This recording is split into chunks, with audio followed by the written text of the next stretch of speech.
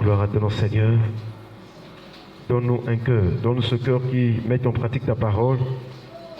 Et aussi, pendant ces instants, Seigneur, nous prions que tu nous donnes d'écouter comme écoute des disciples. Nous croyons que tu es fidèle, Seigneur. Laisse que ton nom soit glorifié. Laisse que ton nom soit loué, Seigneur. Dans le nom de Jésus, nous disons tous Amen. Est-ce qu'on peut encore acclamer le Seigneur? Alors, lorsque nous sommes dans sa présence, nous devons être remplis de joie. Alléluia. Parce que le psaume ça dit, un jour dans ses parvis, un jour dans tes parvis, vaut mieux que 1000 ailleurs. Je préfère me tenir sur le seuil de la maison de mon Dieu plutôt que d'habiter sous les tentes de la méchanceté. Et le meilleur moment de ta vie, c'est celui pendant lequel tu es dans sa présence. Alléluia. Même si vous êtes à 2, même si vous êtes à 3, même si vous êtes à plusieurs, alors ce qui est important, c'est la disposition du cœur. Parce que Dieu est esprit, nous l'adorons, non pas vraiment dans nos gestes physiques en tant que tel, mais le vrai culte se passe en esprit, en vérité. Est-ce qu'on peut acclamer le Seigneur? Chers frères et sœurs, nous voyons donc que nous sommes toujours dans notre merveilleux thème. Nous avons commencé depuis dimanche. Et il y a au moins 2 dimanches déjà passés. Nous sommes donc sur ce thème intitulé « La puissance de la vérité ». Et nous avons rappelé que la vérité est au cœur de notre relation avec Jésus. Lorsque Jésus a rencontré ses contemporains et particulièrement ces juifs-là, ces chefs religieux, il leur a dit « Vous connaîtrez la vérité et la vérité vous affranchira ».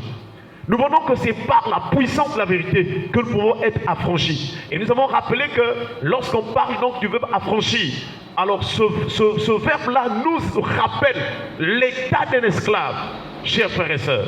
L'état d'un esclave. Et s'il y a donc un joug, s'il y a donc une domination, ou encore une situation, une condition dans laquelle le diable soumet une personne, c'est l'état de la servitude. Chers frères et sœurs, nous voyons donc que la vérité nous donne la capacité de dire non à la puissance de l'ennemi. La vérité nous donne la capacité de détruire les malédictions. La vérité nous donne la capacité de briser les liens et les chaînes. La vérité nous donne la capacité de détruire les enchantements. Oh, chers frères et sœurs, la vérité nous donne aussi la capacité de s'en sortir de toute servitude. Alléluia. Nous avons vu donc que la servitude, à titre de définition, c'est donc l'état de dépendance. Là où il y a la servitude, il y a assurément la souffrance. Là où il y a la servitude, la personne est dans un état de dépendance. La personne est sous une contrainte. La personne est sous une charge. La personne est sous le joug. Et la personne, donc l'esclave, est aussi donc, on pourrait dire, violenté. Ou encore, il subit des menaces, des violences de la part de son maître. Et nous voyons donc avec la pensée du Seigneur, la parole de Dieu, qu'il y a plusieurs types de servitude, chers frères et sœurs. C'est ainsi que depuis dimanche, nous sommes en train de voir donc un autre type de servitude, la servitude des pensées. Et nous avons rappelé aussi que l'origine de la servitude vient dans le simple fait que l'homme a cherché à vivre indépendamment de Dieu. Lorsque l'homme veut vivre indépendamment de Dieu, lorsque l'homme se rebelle contre Dieu, alors il s'attire la servitude. Parce qu'en ce moment-là, quand tu es indépendant de Dieu, tu veux vivre sans maître. Et quand tu es sans maître, le diable en profite de se rendre maître de ta vie, chers frères et sœurs. Et c'est cette stratégie que le diable utilise. Il t'écarte d'abord de Dieu, il t'éloigne de Dieu, afin que si tu décides d'être sans maître, alors lui, il deviendra ton maître. Mais ce soir, nous prions que toute influence du diable contre ta vie, toute influence de servitude contre ta vie soit anéantie au nom de Jésus. Paul rappelle aux chrétiens de Galates en disant que c'est pour la liberté que Christ vous a affranchis. Galates chapitre 5 à partir du verset 1. Demeurez donc fermes, chers frères et sœurs. À partir du moment où tu écoutes cette parole, chers frères et sœurs, après, tu dois tenir maintenant. Parce que la vérité vient nous affranchir, mais après nous devons nous affermir. Nous devons être fermes. Quel qu'en soit ce que nous allons rencontrer, quels qu'en soient les vents que nous allons rencontrer, nous devons être fermes jusqu'à la fin. Chers frères et sœurs, alors nous voyons qu'au niveau donc de la pensée aussi, il y a la servitude. Au niveau de la pensée donc, chers frères et sœurs, il y a la servitude. Nous avons rappelé ce texte, Matthieu chapitre 16, verset 23. C'est l'apôtre Pierre qui venait à peine de nous donner la révélation selon laquelle Jésus-Christ est le Fils de Dieu, le Fils du Dieu vivant. Mais quelque temps après, le diable avait réussi à mettre ses pensées dans la conscience de Pierre. Comment est-ce que le diable essaie de mettre les pensées? Comment est-ce que le diable envoie des pensées? Comment est-ce que les démons envoient des mauvaises pensées dans la conscience des hommes? Mais ça peut être à travers ce que nous voyons. Ça peut être à travers ce que nous entendons.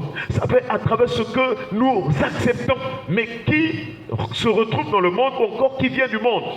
Chers frères et sœurs, nous voyons donc que dans Matthieu chapitre 16, verset 23, la Bible déclare, mais Jésus se retournant dit à Pierre, arrière de moi Satan, tu mets en scandale, car tes pensées ne sont pas les pensées de Dieu, mais celles des hommes. Est-ce qu'on peut acclamer le Seigneur? S'il y a un terrain dans lequel tu dois mettre l'accent dans ta vie, dans lequel tu dois être vraiment très regardant, c'est au niveau de tes pensées, c'est au niveau de ta conscience. Parce que nous avons compris que notre pensée nous influence. Notre pensée ou les pensées influencent notre être, influencent notre cœur et aussi par extension, alors notre corps peut aller faire ce qui vient droit de notre pensée. Et c'est pourquoi Jésus rappelait dans ses enseignements sur le royaume, il disait que l'œil est la lampe du corps. Si ton œil est en bon état, tout ton corps sera dans la lumière. Mais si ton œil est en mauvais état, tout ton corps sera dans les ténèbres. L'œil dont il parlait Jésus, c'est aussi l'image de notre esprit. Si notre esprit est en bon état, notre vie spirituelle et notre vie physique sera en bon état. Si nous avons une bonne santé spirituelle, chers frères et sœurs, dans d'autres plans aussi, ça marchera. Alléluia. Alléluia. Et ce soir, notre prière est que Dieu nous délivre de toute certitude et pensée au nom de Jésus. Chers frères et sœurs, dans Genèse chapitre 6, verset 5, il est écrit, l'Éternel vit que la méchanceté des hommes était grande sur la terre et que toutes les pensées de leur cœur se portaient chaque jour uniquement vers le mal. Lorsque Dieu a créé l'homme, l'homme était vraiment bon. En tout cas, il n'y avait pas de péché en lui. Mais quelque temps après, l'homme a écouté, à partir de Ève, la voix ou l'orientation du mercenaire, c'est-à-dire le diable, le serpent ancien. Et à partir de ce moment-là, l'homme a péché et s'est séparé de Dieu. Vous allez voir que quand Adam et Ève ont péché, alors la Bible déclare qu'ils fuyaient loin de la face de l'Éternel. Le péché nous écarte de Dieu. Le péché nous sépare de Dieu. Le péché nous éloigne de Dieu. Et dans cette condition, comme nous l'avons dit en amont, l'ennemi en profite de venir mettre des charges. Et donc, dans la suite de l'histoire qu'on voit dans la Bible, du temps donc de Noé, alors, chaque jour, les pensées des hommes étaient uniquement convergées vers le mal. Pourquoi? Parce qu'il y avait une influence des anges déchus, une influence des démons humains, une influence vraiment de cette époque-là, une influence qui venait du diable, pour pousser les hommes à faire ce qui est mauvais. Mais aussi, vous allez voir que dans Genèse chapitre 6, il y a eu un contact, il y a eu comme un brassage entre les êtres spirituels qu'on avait nommés dans ce texte-là, les fils de Dieu et les filles des hommes.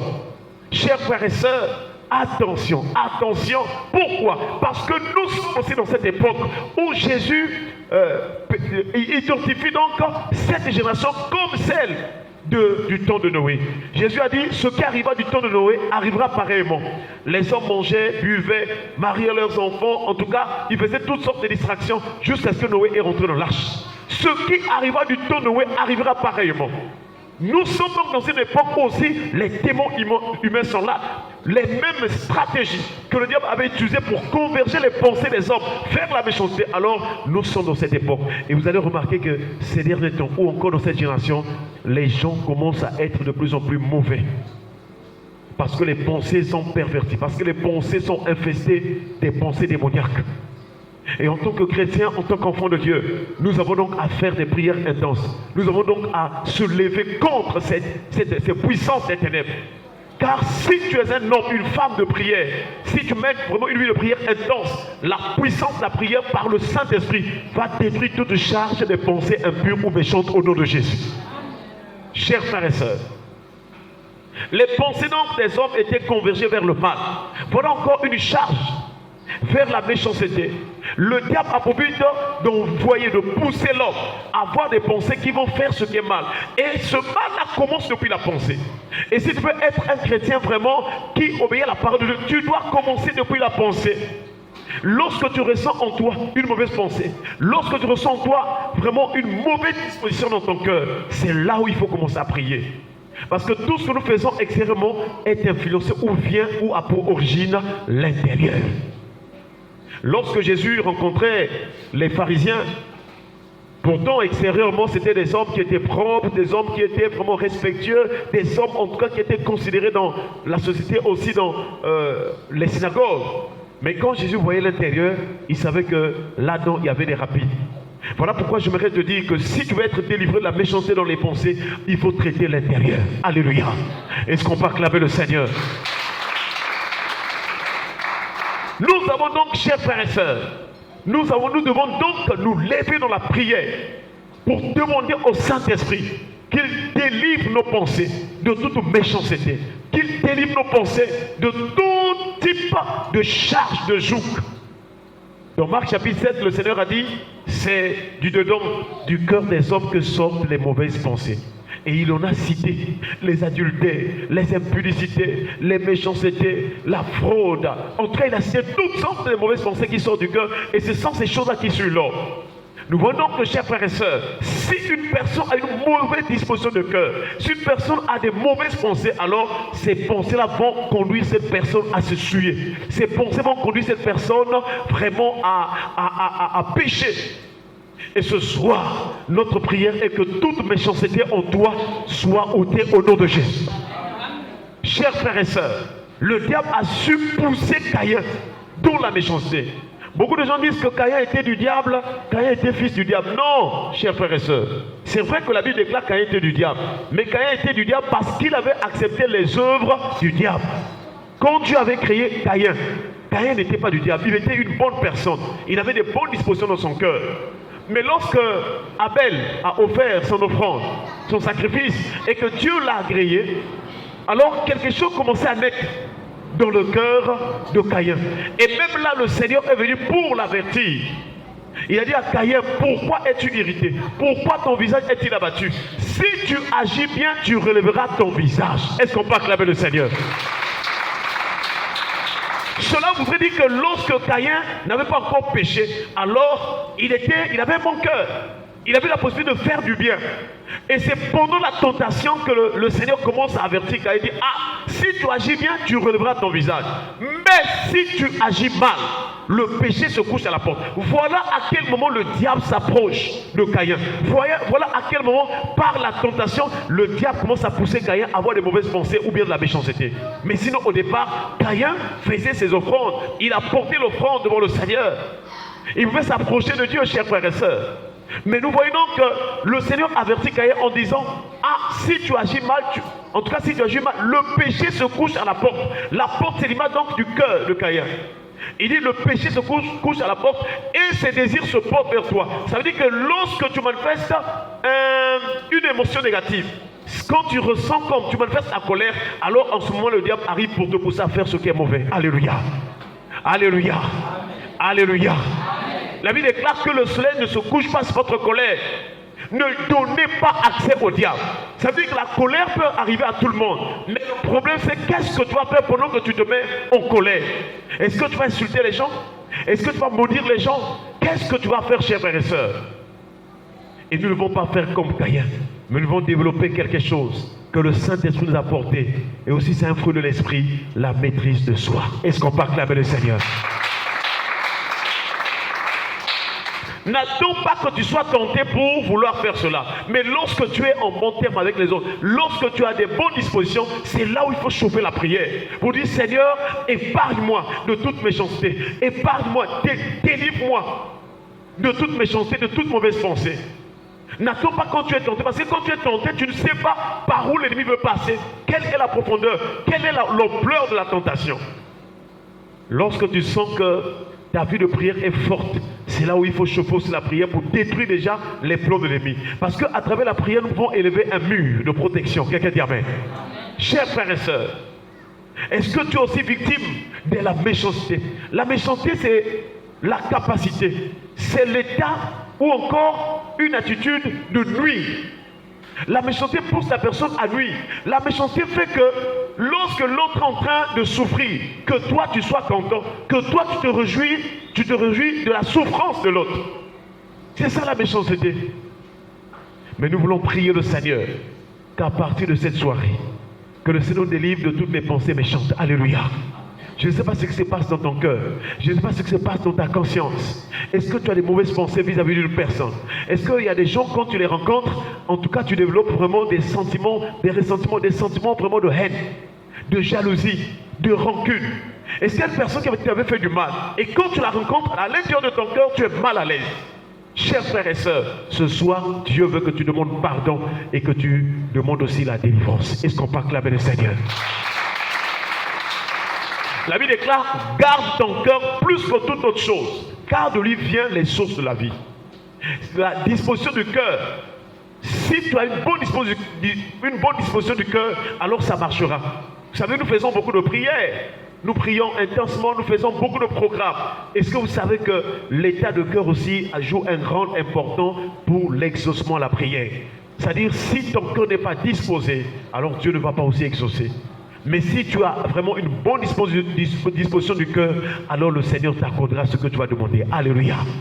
Et lorsque Israël était dans le désert pour construire le tabernacle, Dieu a dit à Moïse de demander aux enfants d'Israël d'apporter les offrandes. Mais Dieu a dit, tu les recevras de tout celui qui le fera de bon cœur.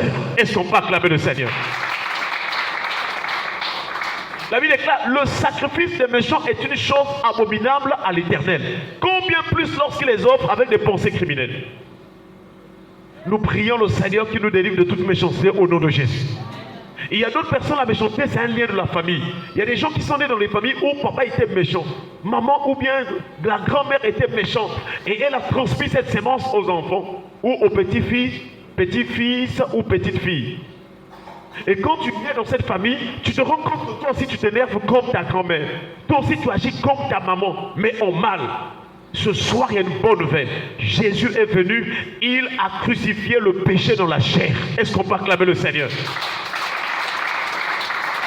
Désormais, une personne qui reçoit Jésus comme Seigneur et Sauveur, la puissance de l'Esprit de Jésus peut détruire la puissance du péché dans ta vie, afin que tu deviennes une nouvelle créature et que tu marches en nouveauté de vie. Chers frères et sœurs, nous ne venons pas prier pour la routine. Nous venons prier pour changer. Nous venons prier pour prospérer. Nous venons prier pour être des nouvelles personnes, des gens qui vont impacter le monde, mais en bien. Nous venons pour répandre l'odeur de vie. Alléluia. C'est ainsi que, alors, nous devons prier pour que le Seigneur nous délivre. Mais la première des choses, c'est le pardon. Reconnaître là où tu as fait ce qui est mauvais. Reconnaître là où tu as souvent des mauvaises dispositions.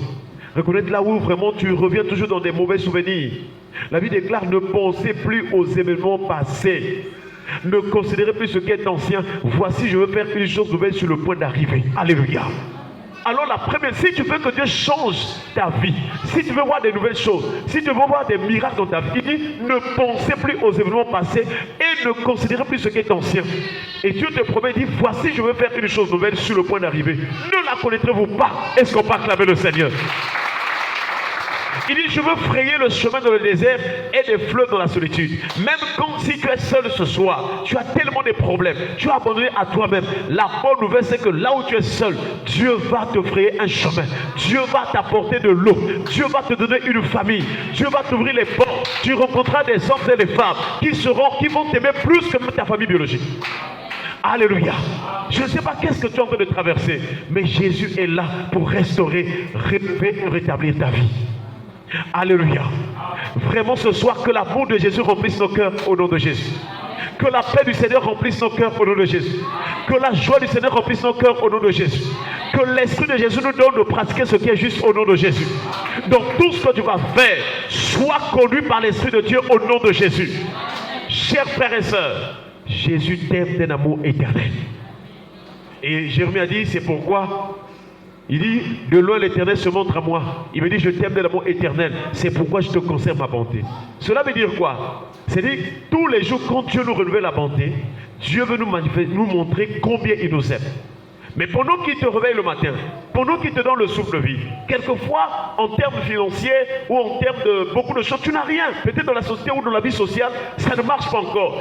Et toi, tu dois d'abord porter le regard sur ce que le Seigneur est en train de faire. Le fait qu'il te réveille, le fait qu'il te donne la vie, Il faut dans ces choses que tu réalises que si Dieu m'a réveillé, si Dieu m'a donné la vie, si Dieu m'a donné de continuer de vivre, c'est qu'il y a un plan, il y a des prophéties, il y a des promesses de bénédiction qui vont s'accomplir en ma faveur. Alléluia. Si tu n'étais plus important, si tu n'avais plus de la valeur, si tu n'étais pas dans le plan de Dieu, Dieu t'aurait laissé mourir. Mais il y a des gens qui passent, tu es toujours là, parce que tu dois vivre et accomplir ce que le Seigneur a prévu pour toi. Alléluia. Il a dit, les projets que j'ai formés sur vous sont des projets de bonheur et non de malheur. Que tout malheur contre toi soit ôté au nom de Jésus. Quelle que soit la famille dans laquelle tu es né, s'il y a des malheurs, toi tu es comme Gédéon, tu es un héros, tu es une femme, un homme de distinction. À cause de la puissance du nom de Jésus, tu feras des exploits. Alléluia. Que la main du Seigneur soit sur toi ce soir, comme elle a été sur Joseph. Chers frères et sœurs, Joseph, on a fait toutes sortes de choses contre Joseph.